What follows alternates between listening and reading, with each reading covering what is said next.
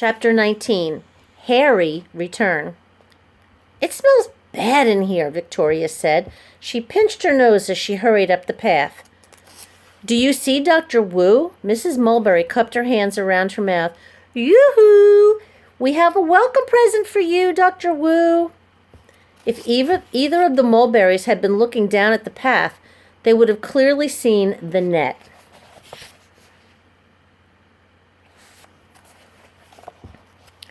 There had been no time for Ben to camouflage it by throwing leaves or dirt over it. But since Mrs. Mulberry and her daughter were looking around for Dr. Wu, they walked right into the trap.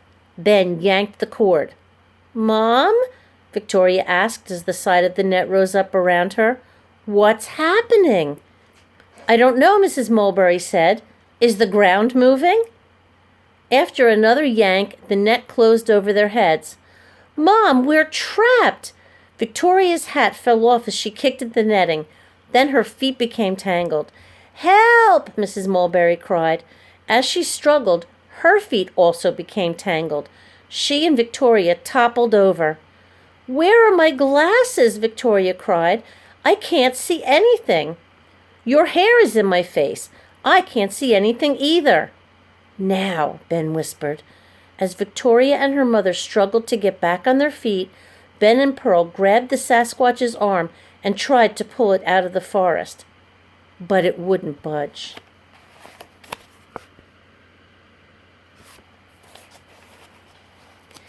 "I don't have any more chocolate," Pearl realized.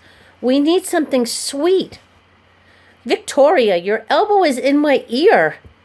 "I'm sorry, Mom, but I can't see your ear if I don't have my glasses." "Get off me, Victoria. I can't breathe." "I can't get off you, Mom. I'm all tangled in this stupid net." There was no time to lose. Ben ran across the street and ripped open the welcome wagon present, hoping it would be just like the one he'd received earlier that morning. He shuffled through the contents, the movie coupon, a bag of nails, until he found what he was looking for. He grabbed the big chocolate button, tore off its foil wrapper, then held it up in the air. "Here, Sasquatchy! Here, Sasquatchy!" With a happy grunt, the Sasquatch emerged from the forest. Holding out its hands, it lumbered toward Ben. Pearl gathered the Sasquatch catching kit and followed. "They didn't see a thing," she announced as Ben broke off a piece of the chocolate button and tossed it. "That was so much fun! Let's trap someone else." Ben was about to tell Pearl that he didn't think trapping someone else was a good idea when a voice said, "Excellent work."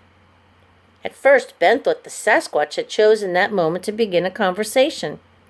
But a jingling sound directed Ben's attention to the other side of the gate, where Mr. Tabby was fiddling with the ring of keys.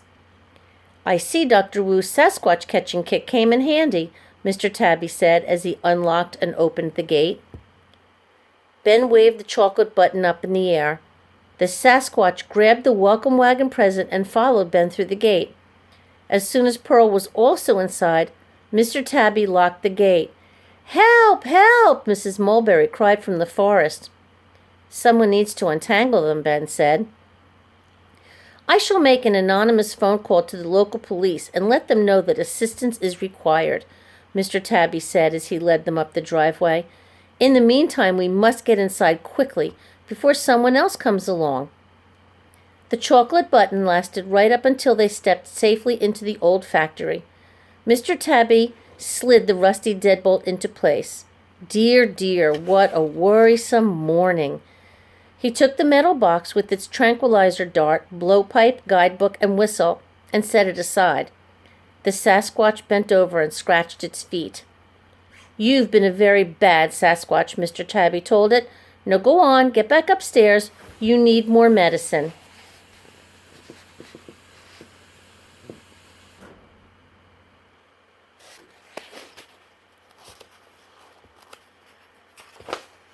Oh my goodness.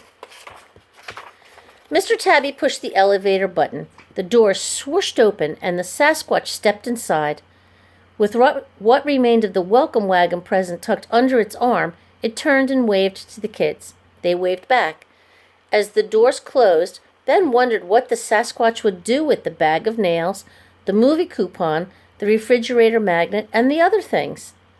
Mr. Tabby pulled out his creature calculator. Sasquatch caught, he said, as he typed. A loudspeaker set high in the wall crackled, and a nasal voice said, Emergency code deactivated. Emergency code deactivated. Sasquatch has returned to the building. Ben and Pearl took long, relieved breaths and smiled at each other. They'd done it. You may go now, Mr. Tabby said with a dismissive wave of his hand. Go? Was it over? Ben's shoulders slumped. Wait a minute, Pearl said. We just brought back a Sasquatch, and we did it without anyone in town seeing it. Don't we get a reward or something? Reward? A low growl vibrated in Mr. Tabby's throat. Ben's face started to feel hot. We don't need a reward. I'm the reason the Sasquatch escaped. It was my fault. Well, it wasn't my fault, Pearl said. She put her hands on her hips and stared right into Mr. Tabby's half-moon eyes. I know this isn't a worm hospital. I'm not stupid. I know you have a dragon living on your roof. And I know about the hatchling and the Sasquatch. I want to meet Dr. Wu, and I want to ask her some questions. That can be my reward. She nudged Ben with her elbow. Our reward. That's not possible, Mr. Tabby said. Dr. Wu does not speak to anyone. She's... The loudspeaker crackled, and a soft voice said, Send them to my office.